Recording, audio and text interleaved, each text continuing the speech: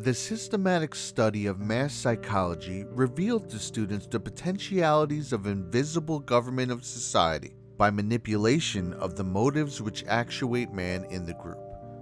Trotter and Laban, who approached the subject in a scientific manner, and Graham Wallas, Walter Lippmann, and others who continued with searching studies of the group mind, established that the group has mental characteristics distinct from those of the individual and is motivated by impulses and emotions which cannot be explained on the basis of what we know of individual psychology.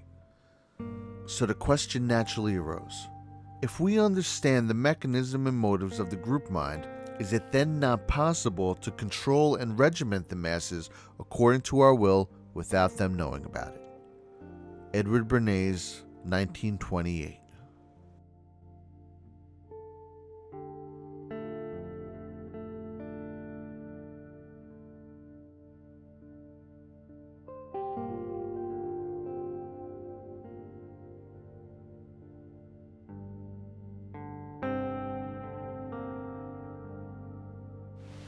This new act of aggression, aimed directly at our own forces, again brings home to all of us in the United States the importance of the struggle for peace and security in Southeast Asia. Aggression by terror against the peaceful villagers of South Vietnam has now been joined by open aggression on the high seas against the United States of America.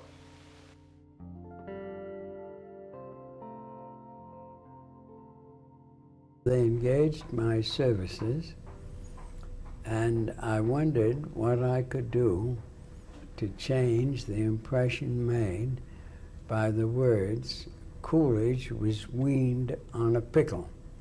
That was a problem. What did you do? And so I decided that at that time, actors and actresses did not quite belong to a family home or a family party. And I decided that if President Coolidge had breakfast with Al Jolson and the Dolly sisters, who were ecstasiastic dancers, and Charlotte Greenwood and other actors and actresses, the public would recognize that he was an extraordinary humanist kind of personality, and that obviously he couldn't have been weaned on a pickle. He must have been weaned on pure milk. And so what I did was to tell Colonel Woods to hire a couple of sleeping cars, Pullman cars, take them down to Washington overnight and have breakfast with Coolidge. And as these actors and actresses came in, I'd say, "What is your name?" And they'd say, "Al Jolson." "Mr. Jolson, President Coolidge." And we had no contact with the newspapers. They were the principal media. There was no radio and no television.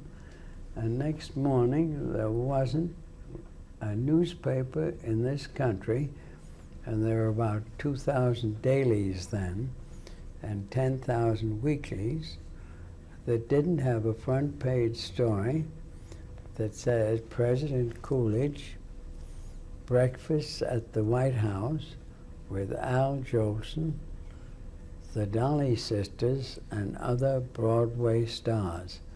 And the New York Times, in its second headline, had the line which said, "President nearly laughs." And what the effect of it was, obviously, at that time, Gallup was not yet around, but Mr. Coolidge was elected President of the United States, and I have a letter from him hanging on my wall.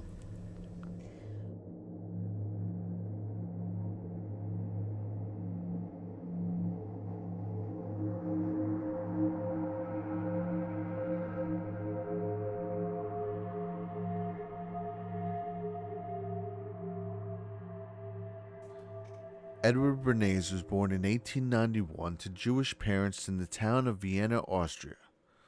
The very next year, his family would move to New York City, where he would be raised. Edward was Sigmund Freud's nephew 2 times over, being that his father, Eli Bernays, and Freud each married each other's sister. After graduating from Cornell University, Bernays decided to begin a career in journalism rather than pursuing one in agriculture as per his degree. Early on in his career, Bernays fought for sex education and created the Medical Review of Review's Sociological Fund Committee, where he gained the support of Franklin Delano Roosevelt, Anne Vanderbilt, and John D. Rockefeller. It was during these early years of Bernays' life where he learned much about advertising and the human psyche. An avid studier of his uncle Freud's works, he began to suss out a systematic breakdown of the inner workings of society and how to implement them on a grand scale. Although you do not know his name, Edward Bernays is arguably to this day the most influential human being in our modern society. For example, does your town fluoridate your water? Well, you could thank Edward Bernays for that. You see, in the mid to late 1940s, Edward Bernays was hired by Alcoa, the aluminum company of America, to orchestrate a public relations campaign with the goal of convincing political leaders and the public to add their aluminum waste byproduct, fluoride salts, to the nation's water supply. He accomplished this by using an old advertising trope that he himself invented roughly 20 years prior, using doctors, scientists, or some form of, quote, professional to endorse a product so the public will blindly follow. In this particular case, it was dentists. Bernays took a study on fluoride in teeth and got dentists across the country to sign off on its ability to prevent cavities. Using the endorsement of dentists countrywide, he was able to sell this concept to different states and municipalities. To this day, fluoride is added to nearly all of the drinking water across the United States. All thanks to Edward Bernays. Now, what his campaign neglected to mention was the fact that you ingest water far more frequently than you brush your teeth with it, and that all the chemicals in said water are absorbed through your skin on a nightly basis. But none of that mattered, because dentists say it's good for your teeth, so fluoride is a go. This was a method invented by Bernays when he was commissioned in the 1920s by the Beechnut Company to sell bacon. You see, before the 1920s, breakfast was barely a thing. People might have eaten a scone or something light, but for the most part, before this time, breakfast was essentially non-existent. So what Bernays did was to send letters to 5,000 doctors asking them if a bigger breakfast was healthier than a smaller one, being that we expend energy every night while we sleep. 4,500 of these 5,000 doctors agreed, and the phrase, 9 out of 10 doctors approve, was born. Bernays then paired the bacon with eggs, presented as part of a healthy breakfast, doctor approve of course, and thus was the beginning of bacon and eggs for breakfast, still going strong 100 years later. Now think about that.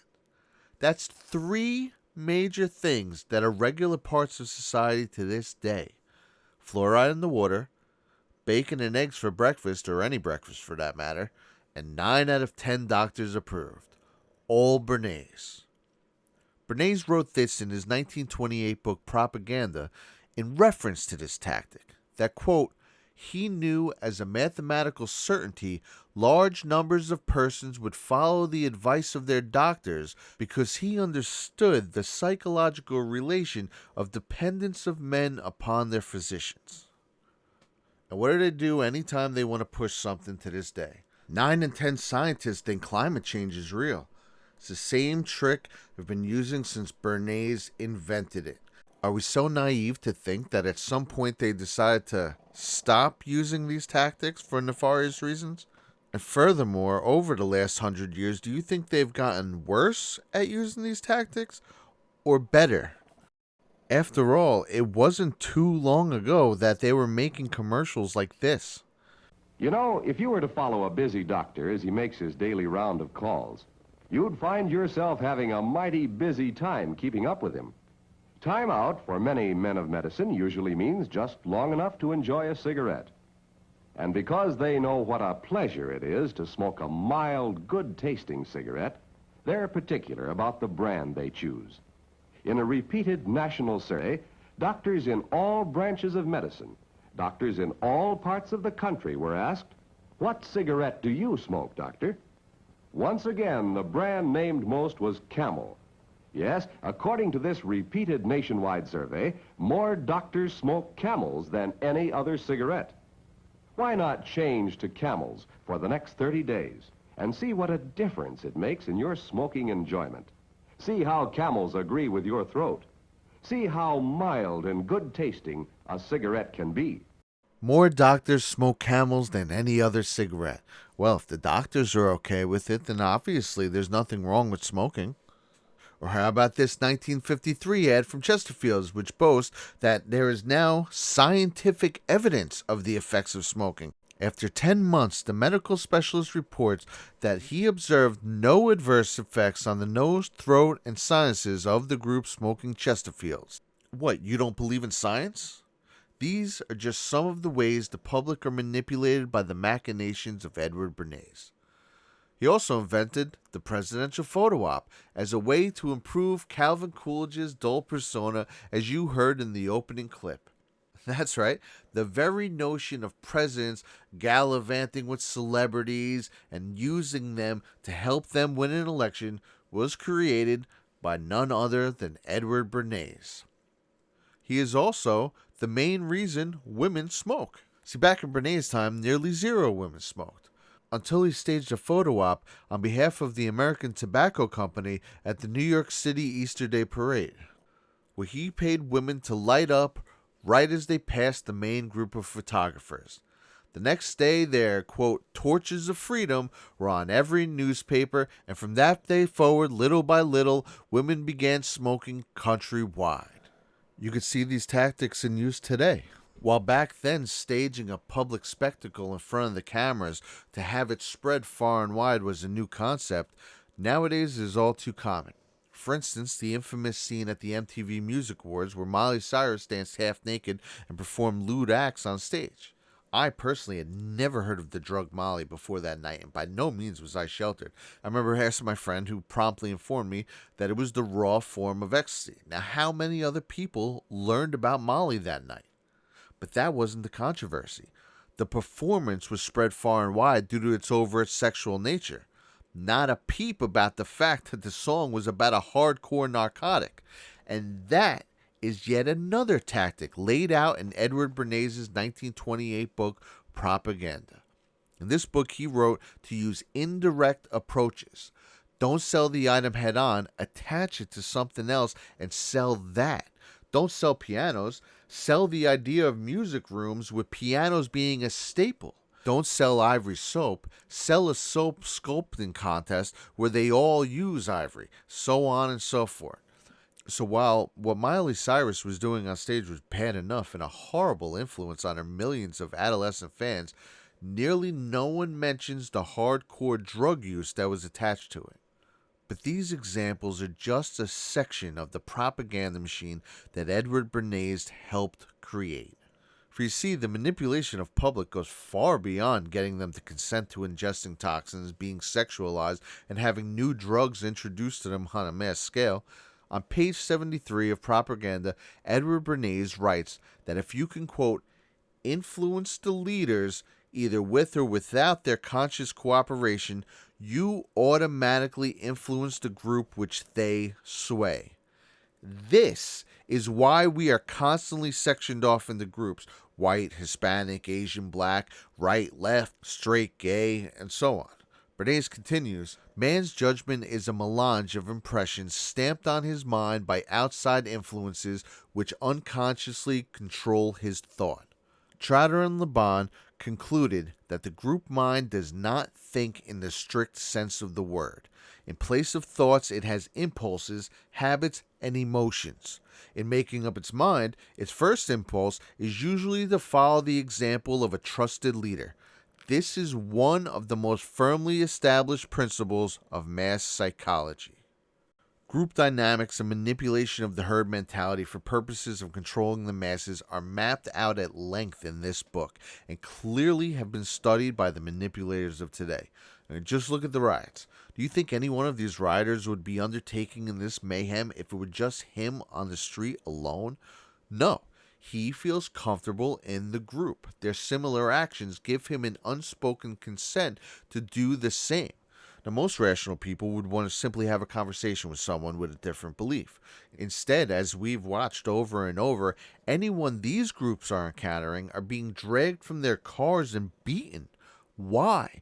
Because the group is doing it. This is not by accident. This is why there are allegedly paid agitators planted in these protests to initiate these acts in order to guide the group towards violence. These tactics have been studied and documented by people of importance, and their names have been hidden from the classrooms for a reason.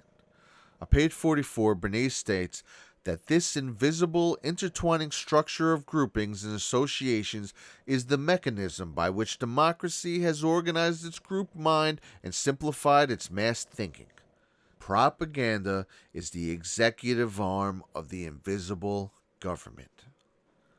Now, the very beginnings of the propaganda machine go back to just before Bernays and was born during the circulation wars of the late 1800s between Joseph Pulitzer's New York World and William Randolph Hearst's New York Journal, where both began sensationalizing the news in order to drive up circulation.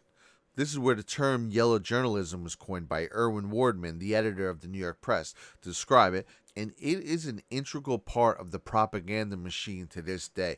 In fact, one could argue that sensationalizing stories to elicit an emotional reaction by certain groups in the public stratosphere is one of the most prominent elements of the current media apparatus. Bernays was well aware of this dynamic and even got a chance to study it firsthand, as he himself was actually employed by William Randolph Hearst, where he also tested many of his own propaganda techniques. Bernays writes on page 55 that this new method of propaganda, quote, takes account not merely of the individual nor even the mass mind alone, but also and especially the anatomy of society with its interlocking group formations and loyalties. It sees the individual not only as a cell in the social organism, but as a cell organized into the social unit. Touch a nerve at a sensitive spot, and you get an automatic response from certain specific members of the organism. This tool is of extreme importance to the ruling elite who wield the power of influence beheld by our media, because as Bernays writes on page 64, governments, whether they are monarchical, constitutional, democratic, or communist, depend upon acquiescent public opinion for the success of their efforts. And in fact, government is government only by virtue of public acquiescence. Public opinion is the unacknowledged partner in all broad efforts. They need the approval of the people. You cannot simply make abortion legal and fund it. You need first a certain percentage of public support to fight for it. You need to rebrand it. You need to elicit emotional attachments to it. Sometimes you can even do that by touching a nerve on the opposite side, create an uproar, and in turn help spread word around the country, gaining supporters along with the expected dissenters. All you need is a certain amount of approval, and as you have seen, there are tried and true methods to achieve it. Bernays realized that ideas were weapons. With full control over the media, these weapons could be used to sway the public to nearly any opinion without them even knowing it. This is a concept that I personally learned quite accidentally back in 2010. The emotional response being elicited was that of laughter as a vehicle of slander. This moment was a major eye-opener to me at the time and is indeed relevant in several ways to this documentary. See, back in 1999, I was 19, I just got a new job, which meant a whopping pay jump from $5.45 an hour at Burger King to $7 an hour at my new place of business, working the counter at my local pizza place. Well, it was that moment that I decided I did not want to listen to another Yankee game. So I proceeded to put $10 aside a week. For the first time in my life, I got cable. And subsequently, the MSG network, that's where the Yankees were broadcast at the time. Well, another thing happened that year. I discovered Comedy Central and my new favorite show, The Daily Show. For so many years, this would be my go-to program.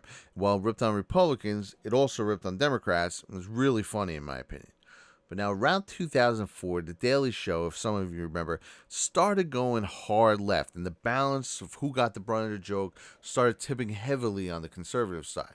But it was somewhat gradual, at least in the beginning, and I had already been a fan for so long, I just continued to watch. I didn't really give it too much thought, although eventually it did start becoming unbearable. As some of you might remember, starting in the late 2000s, Glenn Beck became a regular target of Jon Stewart jokes. Now, while the show's left turn never really swayed me away from my right leanings, I believed for many years that I did not like Glenn Beck. In fact, I hated Glenn Beck. The faces he made, the whole nine. I would even get mad that there were people like this making a mockery of the things I believed in, essentially, in a way, blaming the Glenn Becks of the world for my favorite show increasingly becoming harder and harder to stand due to their constant ripping on Republicans and right-wing ideologies. Then I watched the Glenn Beck show, and I almost never watched cable news. I'd always found the news in general to be depressing and seemingly on purpose for that matter. But I did used to DVR Red Eye because Jimmy and Anthony from my favorite show, Opie and Anthony, would be on it from time to time, and I really fell in love with it. Now, Red Eye was a show that aired on Fox News at 3 a.m. So one night, I turn on the TV, and it's still on Fox, assumingly from DVR and Red Eye the night before. And who comes on the screen but Glenn Beck? Now, why I decided to keep this show on that night with a guy who I'd utterly despised for years, to this day, I have no idea. But that episode blew my mind. Because for starters, it was a show unlike any other news shows. All these shows on all these channels every day would tell the news of the day and discuss it, even Red Eye. But that wasn't this. This show was a deep dive, along with references and things that I could look up after the show. I didn't know political cable news shows like this even existed. I mean, sure, you have 60 Minutes and things like that, or the little mini exposés, but this was something different. Here was someone in Glenn Beck who I blindly hated for years without even watching one single show of his. That alone made me question so many of my opinions on so many things. It really bothered me for a while. But that aside, I began watching him, and only a handful of episodes later, he did a show called The Puppet Master. This was a show about a man I had never heard of before named George Soros. In this show, Glenn Beck talked about the machinations of Soros behind the scenes, the part of the play you don't see. And in doing this, during that episode, he did a quick mocking of the fake show that's presented to us while the real show goes on behind the scenes. All pretty straightforward stuff. Well, that night, as I still did from time to time, I had The Daily Show on and proceeded to watch Jon Stewart present this quick mocking of the fake show as Glenn Beck's breakdown of George Soros to roaring laughter, which was a complete misrepresentation of the whole point. And I can't even begin to describe the gut punch it gave me. I literally just watched that episode, and that was not what that scene was. And it just hit me like a ton of bricks, just how easy it was to change someone's perception of something. That was the last episode I ever watched of The Daily Show. And when I say that at one time this was my favorite show, I mean absolute favorite show. Stephen vs. Stephen with Colbert and Carell, Louis Black, Rob Corddry, I even used to like Samantha Bee, all from The Daily Show. That was my last episode, and I began watching Glenn Beck a little more closely. And about a month or so later, he did an episode on another guy I had never heard of before, Edward Bernays. I could tell you, after that episode, I never looked at TV the same again. I was on Yahoo looking up articles for a friggin' month after that. If you would have told me that the breakfast as we knew it didn't exist in the 1700s or even the 1800s, you could have knocked me over with a feather. But it was so much more than that. I mean, here was a man who shaped our entire society, and I had never heard his name a day in my life. Like, how is that possible? It was possible because why would the very machine created 90 years prior with the express intent of controlling the masses tell you about its architect? To do that would be to admit its very existence and turn risk its very unraveling. You see, Edward Bernays wasn't just the man who invented breakfast, or the reason women smoked, or why people had pianos in their music rooms and bars of ivory soap in their bathrooms. He wasn't just the man who was responsible for the fluoride in our tap water, or the reason we were sectioned off into groups as a way to be more easily manipulated. He was also one of the men hired by Woodrow Wilson to the Committee on Public Information, or, as it was alternately known, the Creel Committee, which was created with the sole purpose of influencing public opinion to support U.S. participation in World War I. The Committee on Public Information was this country's first official modern propaganda office. Headed by George Creel, they set out to systematically reach every person in the United States multiple times with patriotic information about how each individual can contribute to the war effort. Bernays recalls his time there in this interview. I was a member of the United States Committee on Public Information in World War I, and I worked with the committee to make this, the war to end all wars, which was Wilson's idea, and the war to make the world safe for democracy, and to popularize throughout the world the 14 points.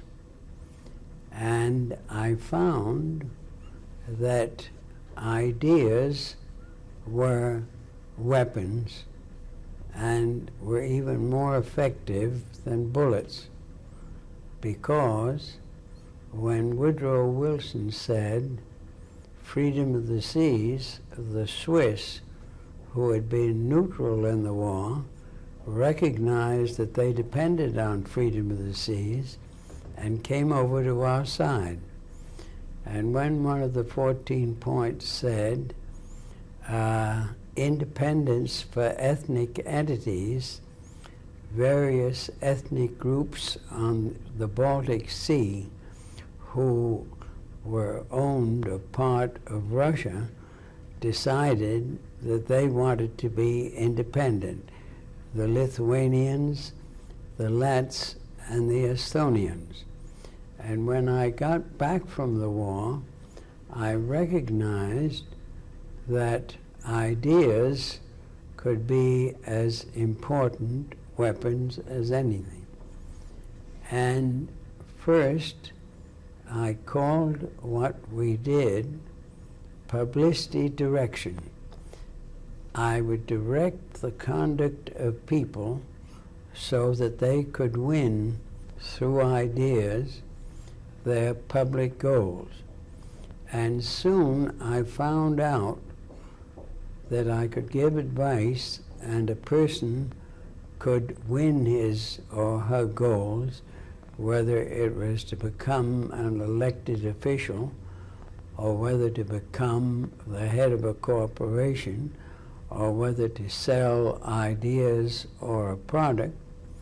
And I found out that one action that they might commit would destroy whatever reputation had been built up through public visibility. If a politician called somebody a Polak or a chink, as I remember somebody did some years ago, they would lose their place in a democratic society. So I decided that if people wanted to meet their goals, which always depended on the public, even in the case of a hermit who had to be fed by somebody, that it was basically important to have actions considered as carefully as words. And we changed the name of what we did from publicity direction to counsel, which I took from lawyers, advice on public relations, which really means on their relationships with the public. The Council on Public Relations. Bernays writes this of the Council on page 64 of Propaganda. The Public Relations Council is the agent who, working with the modern media of communications and the group formations of society, brings an idea to the consciousness of the public. The Council on Public Relations is the control center of the public hive mind. Now, going back to the place that spawned this creation in the mind's eye of Bernays, Woodrow Wilson's Committee on Public Information, this is the blueprint in creating public consent for the war effort. Step 1 was dehumanizing the enemy. Propaganda against the Huns was plastered in newspapers and posters from coast to coast across the United States. The Germans were made to look like monsters, in some cases literal subhuman apes. The public were bombarded with these images until they despised the Huns, which led to step 2, getting people to join the fight. It was as a member of this very operation where James Montgomery Flagg created his iconic picture of Uncle Sam with this poster. Now, many would later point out its striking likeness to Eliphas Levi's infamous 1856 depiction of the Baphomet, with the wings of the hat lining up perfectly with its ears, similar facial features, the same expression, goatees, both having one arm up and one arm down, and a star of the exact same proportions and orientation placed above the eyes. And while there's no proof that this was done by Flagg on purpose, there is, curiously enough, this picture in the Library of Congress entitled Satan, James Montgomery Flagg. The Committee on Public Information was the beginning of the establishment's propaganda machine. It did its job, and enough Americans eventually grew to support the war. On April 6, 1917, the U.S. finally enters World War I. Now, what's especially interesting about this is that to the public, Woodrow Wilson constantly said that he did not want to get into World War I and that we should remain neutral, and even used this as a campaign slogan for his 1916 re-election. Yet behind the scenes, once he's back in office, he creates this council to whip up support for the war, which works like a charm, and the United States of America that in fact do enter World War I.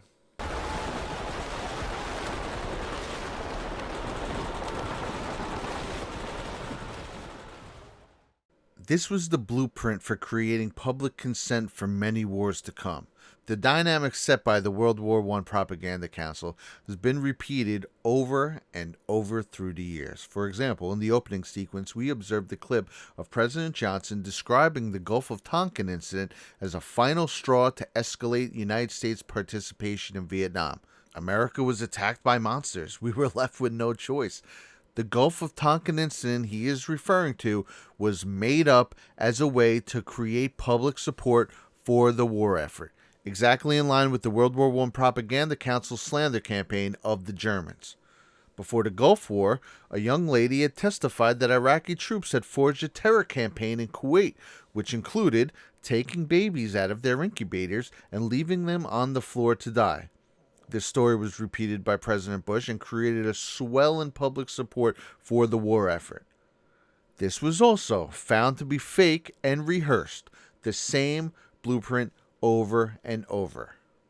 Now, when all was said and done with World War I, Bernays accompanied Woodrow Wilson to the Paris Peace Conference of 1919, which, at Wilson's behest, spawned the League of Nations, which was the predecessor of the current United Nations. It was also here where the Treaty of Versailles was penned, the document which would collapse Germany's economy under the impossible-to-pay war debts, perfectly fermenting the environment that led to the rise of Hitler and subsequently World War II. Also in attendance at the Paris Peace Conference was Arthur Balfour, who not long before that, on November 2nd, 1917, had authorized the Balfour Declaration, which stated that the Rothschilds now had the backing of the English crown to establish their own state inside of Palestine.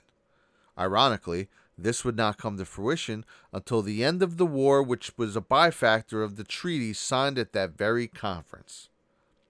Also at that conference with Bernays and President Wilson was Wilson's top advisor, Edward Mandell House, who was yet another very important figure. The Woodrow Wilson administration is a crucial moment in American history.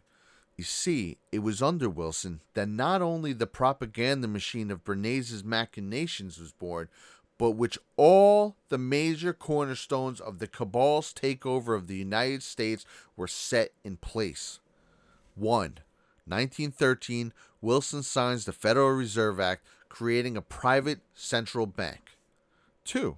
That very same year, Wilson signs the 16th Amendment, establishing Congress' right to impose a federal income tax. 3. Woodrow Wilson gets world leaders to make his idea of a League of Nations a reality, and even wins the Nobel Peace Prize for being its architect. 4. Wilson's top advisor, Edward Bernays, creates the Council on Foreign Relations, and 5. Wilson's wartime propagandist, Edward Bernays, creates the Council on Public Relations. In one short period of time, the entire foundation is set in place. Control of the banking systems, access to the public's income, their main recruitment group, and their main propaganda machine. This last one being the best kept secret of all. The nephew of Sigmund Freud studied in the arts of controlling the masses by using group dynamics and herd mentalities on Wilson's Committee of War Propaganda, along with Walter Lippmann and headed by George Creel. The result of these real-life mass studies of the public hive mind, culminating in the penning of Bernays' blueprint for guiding the masses, propaganda. The opening paragraph reads as follows. The conscious and intelligent manipulation of the organized habits and opinions of the masses is an important element in democratic society. Those who manipulate this unseen mechanism of society constitute an invisible government, which is the true ruling power of our country. These are words to be heeded when considering the power currently wielded by the media machine. This was not a nobody. This was not some unknown work of literature. In fact, this was the very book Joseph Goebbels used of his own admission to map out his entire Nazi propaganda campaign. Are we so naive to think that the Nazis' media machine structured themselves after this man's blueprints on how to control society, but not the United States?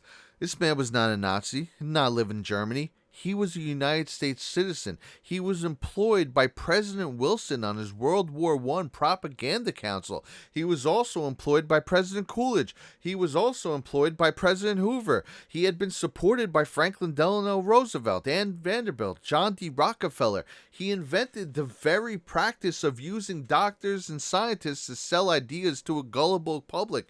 9 out of 10 approved. He was even commissioned by the U.S. government to help facilitate the 1954 coup against the president of Guatemala in accordance with the CIA.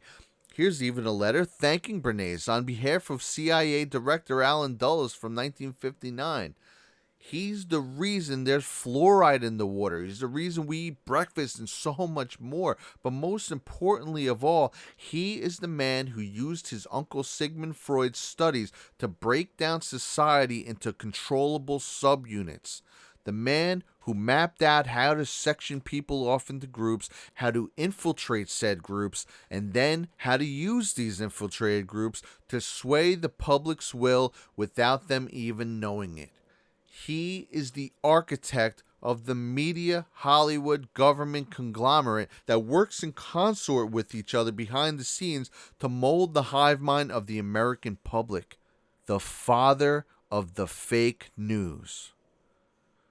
On page 68, Bernays writes that inadequate information or false information from unknown sources may have results of enormous importance. This, in my opinion, is one of the most underrated statements of the entire book. Now, while we already saw this play out earlier with The Daily Show's purposeful misrepresentation of the Glenn Beck program, in our current climate, we can observe this tactic being deployed nearly daily, with a society completely sectioned off into groups, as Bernays so explicitly laid out as the most important factor when aiming to control the masses. All you need to do is push a certain button, elicit an emotional reaction from one side or the other, and watch the groups jump at each other's throat. Race versus race, religion versus religion, gender versus gender, class versus class.